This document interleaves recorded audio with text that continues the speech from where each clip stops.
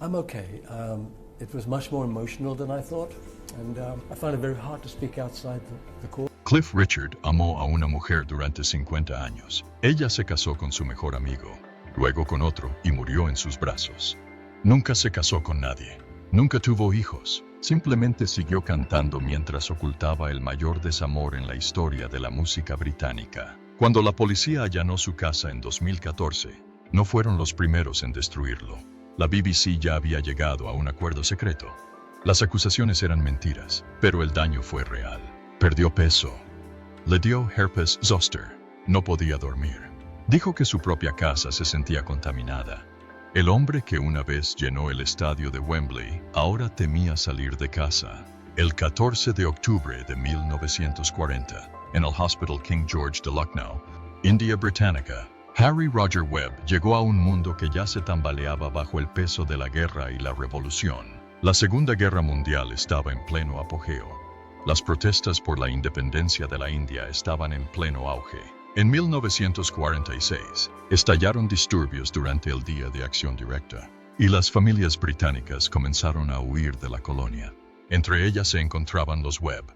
El padre de Harry trabajaba en el sistema colonial, pero para 1948 era evidente que el imperio se derrumbaba. Así que partieron, no en coche ni en avión, sino en un barco lento y abarrotado que cruzaba el Océano Índico. El SS Ranchi era su bote salvavidas. Durante 3 largas semanas, transportó a cientos de familias británicas, todas abandonando el único hogar que habían conocido. Pasaron del sirviente y el sol al racionamiento y los cielos grises. Inglaterra era fría y aún se recuperaba de la guerra. Los Webb acabaron en una pequeña casa en Carshalton, Surrey. Atrás quedaron las habitaciones grandes y las tardes cálidas. Fue un comienzo difícil para un chico que antes vivía con comodidades, pero lo fortaleció. Ese viaje sembró algo en él, la necesidad de demostrar su valía, de hacer algo más grande con esta extraña nueva vida. Y pronto, Harry Webb desapareció. Un hombre llamado Harry Greatorex lo observaba atentamente.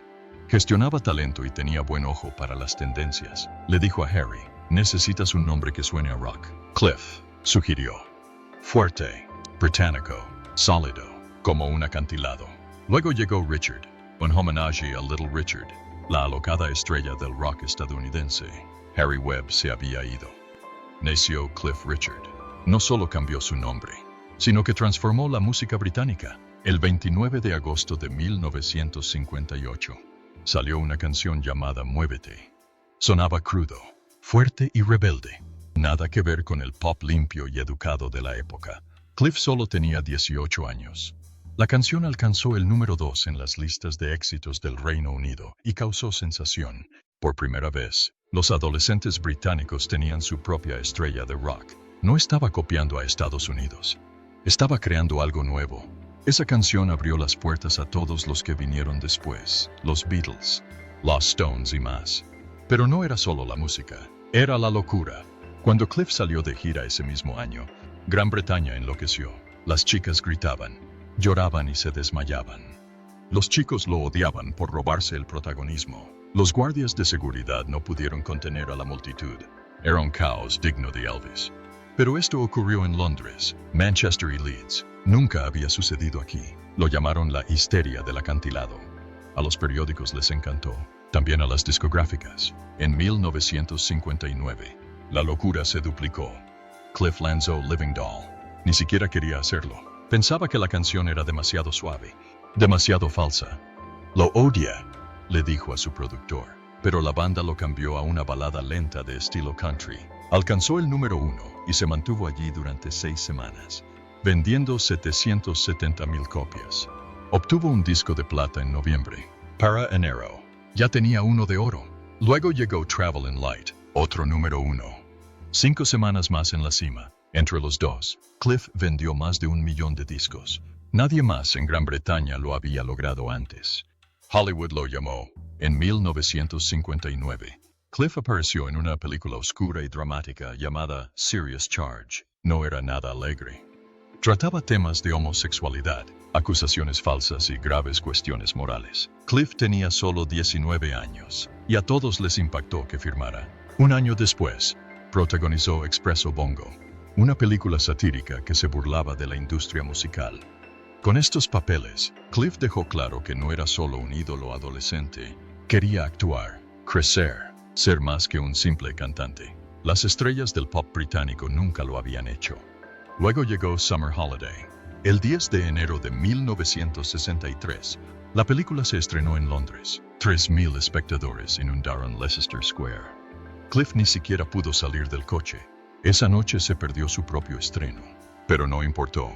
La banda sonora alcanzó el número 1 en la lista de álbumes del Reino Unido, incluso antes de que la película llegara a los cines de todo el país. Se mantuvo allí durante 14 semanas consecutivas.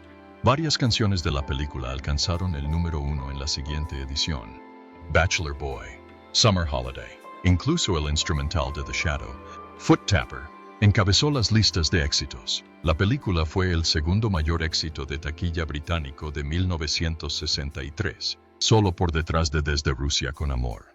Ese mismo año, Cliff fue elegido la estrella de cine más popular del Reino Unido. Pero entonces llegaron los Beatles. La mayoría dio por sentado que Cliff quedaría relegado a un segundo plano.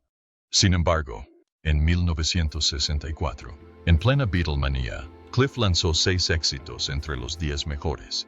Los Beatles solo lograron 5. Sus canciones, como Constantly, On the Beach y I Could Easy Fall, In Love with You, lo mantuvieron en el candelero. Incluso cuando los Beatles revolucionaban la música y conquistaban Estados Unidos, Cliff se mantenía firme en su país. La batalla era real. Su película, Summer Holiday, y The Beatles, A Hard Day's Night, se enfrentaron en los cines de todo el país. Ambos batieron récords, pero el público británico no había olvidado quién había llegado primero. Incluso Paul McCartney lo admitió. Una vez dijo que los Beatles se fueron a Hamburgo porque Cliff lo tenía todo asegurado en Gran Bretaña, y John Lennon lo dijo sin rodeos. Antes de Cliff Richard y Move It, no había nada que valiera la pena escuchar en Inglaterra. En 1965, ocurrió algo realmente inesperado.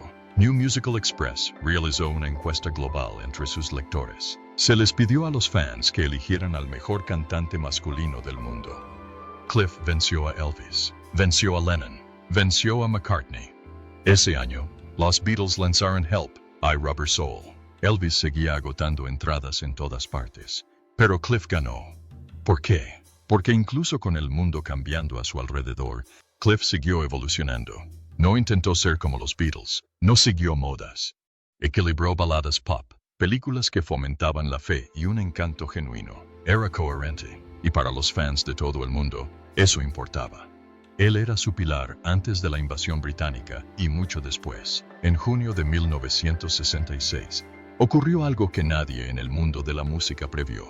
En Earl's Court, Cliff Richard subió al escenario, no para cantar, sino para estar junto al evangelista estadounidense Billy Graham y anunciar a miles de personas que se había convertido al cristianismo. No fue solo una decisión personal discreta, fue un testimonio público audaz, transmitido por todo el país. Los fans que lo conocían como una versión británica de Elvis o Little Richard quedaron atónitos. Algunos lloraron, otros simplemente se quedaron incrédulos. El hombre que amaban por su energía rebelde había dado un giro inesperado. Pero este momento no fue casual. Fue el final de un viaje espiritual que había comenzado 2 años antes. Aún así, hacerlo frente al público masivo de Billy Graham, en pleno auge de los años 60, le dio una seriedad innegable. En aquella época, las estrellas de rock no debían hablar de Dios. Debían rebelarse, desafiar los límites y romper las reglas. El anuncio de Cliff contradecía todo lo que la cultura consideraba que debía ser un ícono del pop. Casi de inmediato, la gente entró en pánico. Algunos fans pensaron que era el fin de su carrera musical. Expertos de la industria murmuraban que podría renunciar y dedicarse a la docencia. Esa idea no era tan descabellada. El propio Cliff consideró dejar los escenarios para siempre. Pensó que tal vez no podría ser un cristiano de verdad y seguir siendo el centro de atención. Las revistas musicales empezaron a especular sobre quién ocuparía su lugar. Las agencias de contratación se retractaron. La industria creía que no se podía ser espiritual y estrella a la vez. Y por un tiempo, Cliff tampoco lo tuvo claro. Pero entonces, algo cambió. Cliff no desapareció. Se quedó. Y al hacerlo, creó algo completamente nuevo. No abandonó su destino ni abandonó la música. En cambio, encontró la manera de combinar ambas cosas. Se convirtió en la primera gran estrella del pop británico en vivir abiertamente su fe sin perder popularidad. Nadie lo había logrado antes. Así no. Demostró que no era necesario elegir una vida sobre la otra. Podías ser honesto con tus creencias y aún así llenar salas de conciertos. Esta decisión no fue solo una cuestión de supervivencia profesional. Lo transformó.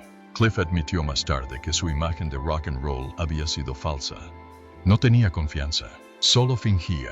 Pero después de convertirse al cristianismo, eso cambió. Dijo que mi confianza aumentó. Mi actitud cambió. Ya no era importante tener la razón siempre. La presión por interpretar un papel desapareció. Se sintió libre para ser auténtico. Esa nueva confianza le ayudó a actuar mejor, incluso cuando los Beatles y los grupos del Mersey Beat dominaban las listas de éxitos. Mientras otros intentaban seguirle el ritmo, Cliff se fortalecía porque finalmente se sentía él mismo. Pero a mediados de los 70, su carrera tocó fondo. En 1975, por primera vez, no tuvo ni una sola canción en las listas de éxitos. La gente empezaba a pensar que su tiempo había terminado. Entonces llegó Devil Woman. Lanzada en abril de 1976, la canción era potente, atrevida y más oscura que cualquier otra que hubiera hecho antes. Contaba una historia extraña sobre un psíquico, una maldición y un gato callejero. Pero lo más importante, fue un éxito rotundo. Alcanzó el número 9 en el Reino Unido y el número 6 en Estados Unidos, su primer top 10 en Estados Unidos. Vendió más de 2 millones de copias. Cliff había vuelto. Aún más impactante, el público del hard rock lo acogió con los brazos abiertos. Jimmy Page, Eric Clapton y Elton John fueron vistos con insignias de "Soy casi famoso" en apoyo a su álbum de regreso. Eran leyendas de la guitarra que mostraban públicamente su respeto por un hombre que antes se consideraba pulcro y anticuado. Un crítico musical incluso comparó el nuevo álbum de Cliff con el mejor trabajo de Marvin Gaye. Esto no fue solo un regreso, fue una transformación total. El chico de los 50 ahora era aclamado como un artista de rock serio, y no se detuvo ahí. En 1987, tras más de 25 años de carrera, Cliff lanzó Always Guaranteed, un álbum de pop moderno que evitaba los sintetizadores cursis de la década y sonaba atemporal. Inspirado por Thriller, volvió a colaborar con Alan Tarney. El resultado, un disco de platino. Alcanzó el número 5 en el Reino Unido. Se mantuvo allí durante 24 semanas y vendió más de 1,3 millones de copias. 4 sencillos del álbum entraron en el top 40 del Reino Unido. Algunos incluso alcanzaron el disco de plata, con 250,000 copias vendidas. Cliff demostró que, incluso a finales de los 80, podía competir con los mejores. Llegó la Navidad de 1988. Cliff lanzó Muérdago y Vino, una canción navideña dulce y llena de fe. Lo grabó con espumillón sobre el micrófono en pleno verano. El sencillo debutó en el número 7. Saltó al número 1 la semana siguiente y se mantuvo allí durante 4 semanas consecutivas. Vendió 750,000 copias en 6 semanas y se convirtió en el sencillo más vendido del año en el Reino Unido, superando a U2, Kylie Minogue y Phil Collins. Para 2024, alcanzó el disco de platino y seguía generando $100,000 al año en regalías. Incluso décadas después, la gente no se cansaba de verlo. Pero uno de los momentos más impresionantes llegó en mayo de 1989. Cliff lanzó su sencillo número 100. Ningún otro artista británico lo había logrado. Para celebrar la ocasión, invitó a 2,000 fans al London Palladium. Les puso 6 canciones inéditas y les pidió que votaran. La canción que quedó en segundo lugar, The Best of Me, fue la que eligió. Alcanzó el número 2 en el Reino Unido y obtuvo la certificación de plata.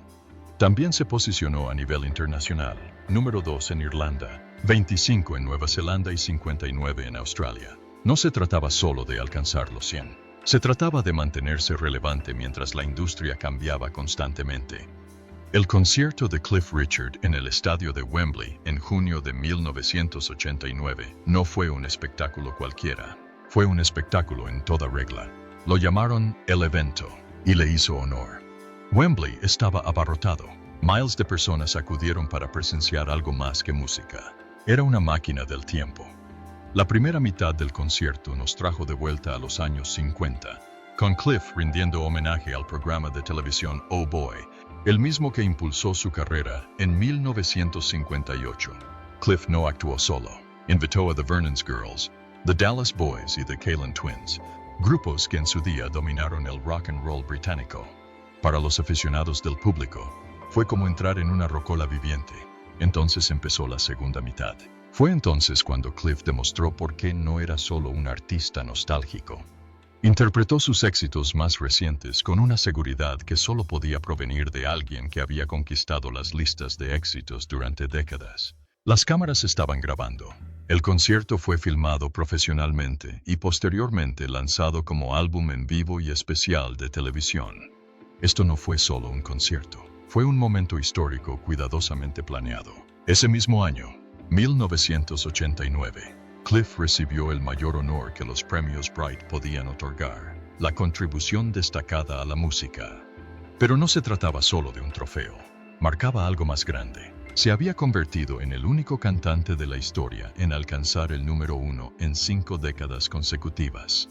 Los 50, 60, 70, 80 y ahora los 90. Para entonces, ya había lanzado 100 sencillos. Lo mejor de mí fue el número 100 y arrasó en las listas de éxitos como un rayo. Para entonces, Cliff tenía 65 éxitos en el top 10 y 14 en el número 1. Nadie más se le acercaba. Un año después, el 30 de junio de 1990, llegó otro gran momento. Knebworth Park, un concierto benéfico multitudinario en apoyo a la organización benéfica de musicoterapia Nordoff Robbins. Cliff actuó con The Shadows, pero fueron solo una parte de una formación legendaria. Paul McCartney, Elton John, Pink Floyd, Eric Clapton, Genesis y Phil Collins subieron al escenario. Llovía a cántaros cuando Tears for Fears abrió, pero el público se quedó, empapado y cantando. Cliff estuvo junto a los grandes nombres del rock y demostró, una vez más, que pertenecía a su público. Entonces llegó diciembre de 1990. Una nueva canción llegó a las radios, Savior's Day. Fue escrita en octubre de 1989 por Chris Eaton, quien se la presentó a Cliff en una fiesta de Navidad en un Rolls Royce. Cliff escuchó la maqueta allí mismo en el coche y dijo, esto es un éxito. Tenía razón. Entró en las listas en el número 6 el 8 de diciembre. Luego ascendió al número 3 y luego al número 2. El 23 de diciembre, alcanzó el número 1, desbancando a Ice Ice Baby. El video, grabado en Durdle Door y Swanage en un soleado septiembre, mostraba a gente con ropa de invierno, sudando mientras fingían que era Navidad. Pero el resultado fue mágico. El impulso no se detuvo. Por esa época, Cliff lanzó Private Collection, 1979-1988, un álbum de grandes éxitos. Vendió más de 1,2 millones de copias y obtuvo un disco multiplatino. Se convirtió en el álbum más exitoso de su carrera. Canciones como We Don't Talk Anymore, que vendió casi 5 millones de copias en todo el mundo, hicieron que su nombre sonara en todas las radios británicas. No se trataba solo de nostalgia, superaba en ventas a las nuevas estrellas del pop. Estaba liderando una industria en constante evolución. Pero entonces, las cosas dieron un giro inesperado. En 1999, Cliff lanzó The Millennium Prayer. A la radio convencional no le gustó. BBC Radio 2 se negó a incluirla en su lista de reproducción. Dijeron que no tenía un gran atractivo, pero seguían tocando a Tina Turner y Cher, ambas de la edad de Cliff. Radio 1 ya había descartado artistas más veteranos como The Beatles. Chris Evans, de Virgin Radio, dijo una vez que Cliff era demasiado mayor. Los DJs tuvieron que obtener un permiso especial para tocar la canción. Los fans estaban furiosos. El club de fans de Cliff incluso protestó frente a la BBC. Parecía que la industria le había dado la espalda, pero entonces llegó el milagro. Sin una gran discográfica, sin difusión en radio, sin la maquinaria detrás, The Millennium Prayer llegó al número 1. No por una semana, 3. Del 28 de noviembre al 19 de diciembre de 1999. Fue su 14º número 1 en el Reino Unido y llegó 40 años después del primero. Los fans compraron varias copias. Las iglesias lo apoyaron. No fue solo un golpe, fue una protesta. Cliff había vencido al sistema. Y no solo funcionó en el Reino Unido. En Australia y Nueva Zelanda, la canción alcanzó el número 2. En Europa, se coló entre los 20 mejores en varios países. 3 naciones le dieron disco de platino. No tuvo mucha difusión en la radio. No hubo mucha promoción. Solo gente que creyó en la canción. Recaudó mucho dinero para la organización benéfica Children's Promise. Cliff demostró que se puede tener fe, recaudar fondos y aún así encabezar las listas. Más allá de la música, la vida personal de Cliff tuvo sus propias historias, algunas desgarradoras. En 1971, en su programa de televisión It's Cliff Richard, invitó a una joven cantante australiana llamada Olivia Newton-John a actuar. Tenía 22 años. La química entre ellos fue instantánea. Cliff dijo más tarde, supe de inmediato que era una pareja para toda la vida. No se equivocaba. Permanecieron unidos durante más de 50 años. Pero lo que el mundo no supo hasta la autobiografía de Cliff de 2020 fue que se había enamorado de ella. Escribió, cuando yo y muchos de nosotros estábamos enamorados de Olivia, ella estaba comprometida con otro. Perdí mi oportunidad. Cliff nunca se casó. Y parecía que Olivia había dejado una huella imborrable. Añadió que todos los que la conocían acababan enamorados de ella. Lo que hizo esta historia aún más enrevesada fue con quién estaba comprometida. Bruce Welch, compañero de banda de Cliff en la sombra. Olivia conoció a Bruce en 1968, cuando era telonera. Su relación fue explosiva desde el principio. Bruce seguía casado. Su romance fue noticia. Estuvieron comprometidos durante 5 años, pero nunca llegaron al altar. Mientras tanto, Olivia colaboraba estrechamente con Cliff, salía de gira con él y cantaba a su lado. Cuando finalmente dejó a Bruce en 1973, él cayó en una depresión e incluso se autolesionó. Corrieron rumores. ¿Se había enamorado de Cliff? Nadie lo dijo en voz alta, pero el silencio era ensordecedor. A pesar de la tormenta emocional, Cliff y Olivia siguieron actuando juntos. Durante más de 40 años, cantaron duetos que los fans aún recuerdan.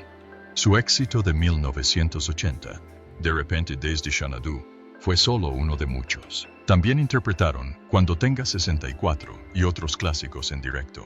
Sus voces se fusionaron con tanta naturalidad que Cliff solía decir que Olivia tenía una gracia inigualable.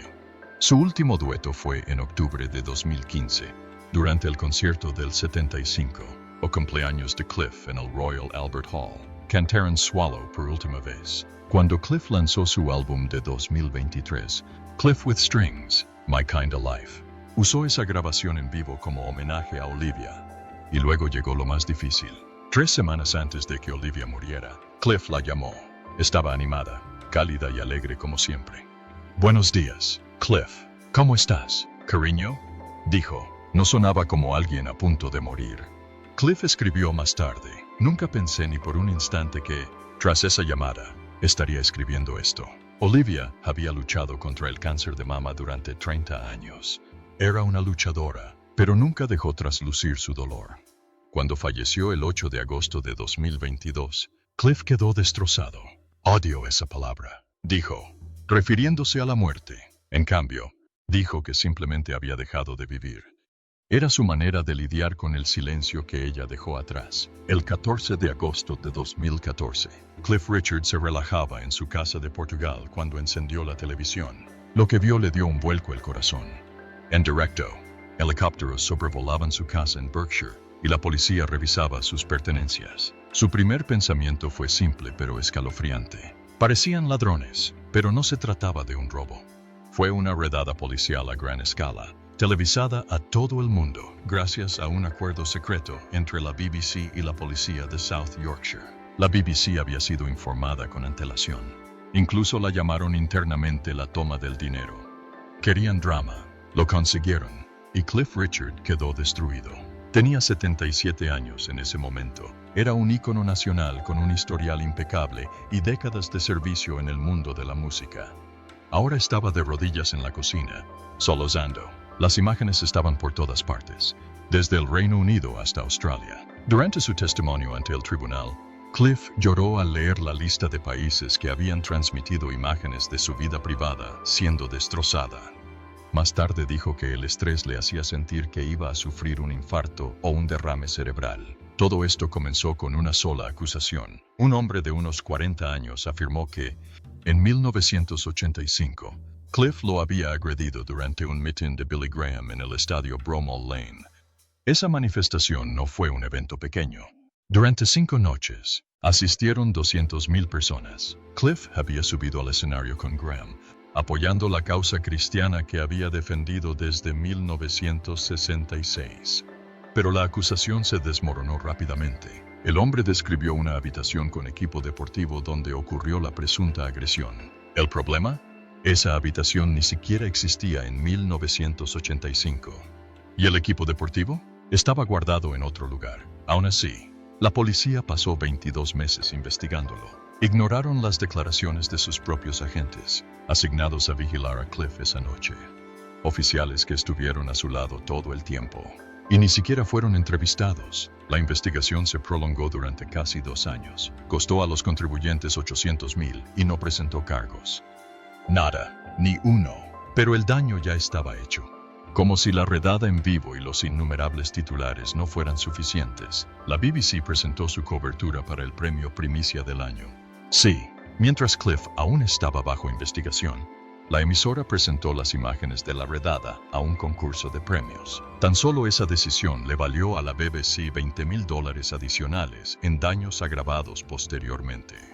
El tribunal lo calificó de arrogante y humillante. Tras bambalinas, el coste humano seguía aumentando. Cliff reveló posteriormente que cayó en una depresión. Algunos días no podía dormir. Otros días ni siquiera podía levantar los brazos. Le dio herpes zóster. Perdió peso. Se cayó del cansancio. Dijo que sentía como si su casa hubiera sido contaminada. Dejó de sentirse seguro en su casa. Incluso cosas tan básicas como lanzar un álbum o promocionar su libro se volvieron imposibles. Todo se detuvo, porque el mundo lo veía no como un hombre, sino como un titular. Y entonces llegó uno de los momentos más extraños de todos. Justo después de que se transmitiera la redada, un hombre intentó chantajear a Cliff. Exigió dinero y amenazó con difundir mentiras si no le pagaban. El hombre fue arrestado, pero curiosamente, su denuncia original de abuso sexual se tomó en serio en la investigación. Así que aquí teníamos a alguien que intentó extorsionar a Cliff usando la redada, y aún así fue tratado como una víctima creíble. Finalmente, Cliff recibió $400,000 en daños y perjuicios de la policía de South Yorkshire, que admitió que lo que hicieron, avisar a la BBC, fue ilegal. Se disculparon públicamente. Pero las disculpas no borran el trauma. Tampoco lo hacen las indemnizaciones legales, incluso si alcanzan cifras millonarias. Y así lo hicieron. Al final, la BBC había gastado casi $2 millones en costas legales, además de la indemnización por daños y perjuicios que recibió Cliff. Aún así, Cliff no estaba satisfecho con la forma en que los fiscales formularon su decisión. La fiscalía dijo que no había pruebas suficientes para presentar cargos, pero para Cliff, eso no era suficiente. Quería que constara en acta. No había ninguna prueba, ni una pizca. La insinuación de que algo pudiera seguir ahí, esa nube de sospecha, era lo que más lo atormentaba. Dijo, siento que me han desprestigiado, no por la policía, sino por la BBC. En el tribunal, se derrumbó de nuevo al describir ese miedo a quedar manchado para siempre. Aunque lo exoneraron, aunque no había hecho nada malo, les dijo a los parlamentarios que su nombre público había arruinado su imagen pública. Pasara lo que pasara, el daño ya estaba hecho. La gente siempre se lo preguntaría. Tenía todas las razones para pensarlo. Su nombre había aparecido en las portadas. Su rostro se exhibió mientras la policía retiraba pruebas que resultaron ser infundadas. El trabajo de su vida se había reducido a una redada, un rumor y un circo mediático. En julio de 2018, ganó su caso contra la BBC. El juez dictaminó que Cliff tenía una expectativa razonable de privacidad y que la BBC la había violado de forma grave y sensacionalista. Ese fallo cambió la forma en que los medios británicos podían informar sobre las investigaciones policiales a partir de entonces. Pero para Cliff, nunca se trató solo de ganar. Se trataba de sobrevivir, de decirle al mundo que lo que le había sucedido no era solo injusto.